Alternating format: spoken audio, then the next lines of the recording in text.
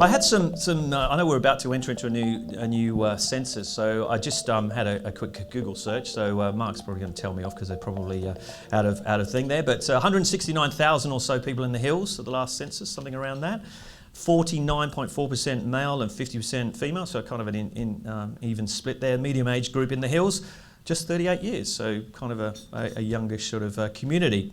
So I wanted to kind of start off with the question about what is the process that you guys, all in the industry that you're in, what is the process for finding and hiring the right people for your business? Is it actually easier nowadays, or is it more challenging?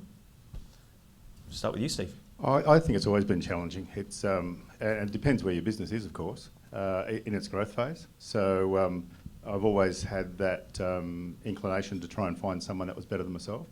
Never been afraid to employ people that were smarter than I was, or particularly good at their job, better than I could do it.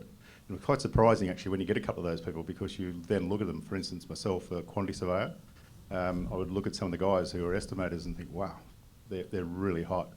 And when you get that person, it's, I suppose, then the struggle to have them fit into your team, because you find a lot of time I've found is those people that, like with an artist, for instance, they're a little bit quirky.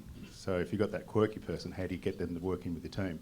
So yeah, I think it's always been challenging, and I wouldn't say it's more difficult today. It's just different. Fantastic.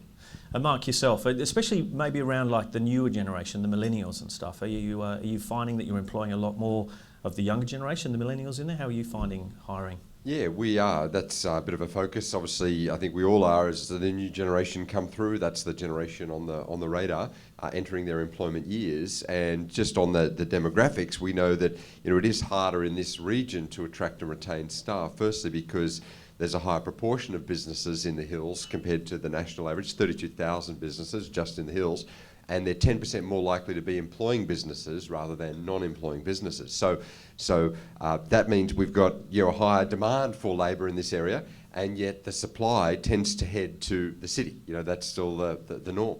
And so attracting and retaining local people into the area, into the businesses that have a high demand, is an increasing challenge, particularly as there is that new generational change coming through. Fantastic.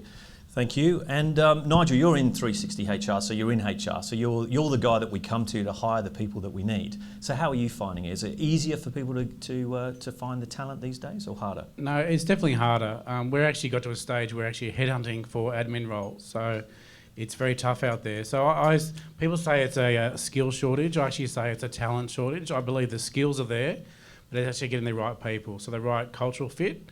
So we maybe get 400 applicants for a job, but we're actually struggling to probably get down to 10 that we'd actually put forward. So the skills are there. Probably the 400, probably 300 have the skills, but 10 would actually have that the talent and that cultural fit. So that's where I believe the actual shortage is. It's not the skills. It's actually about the fit for an organisation.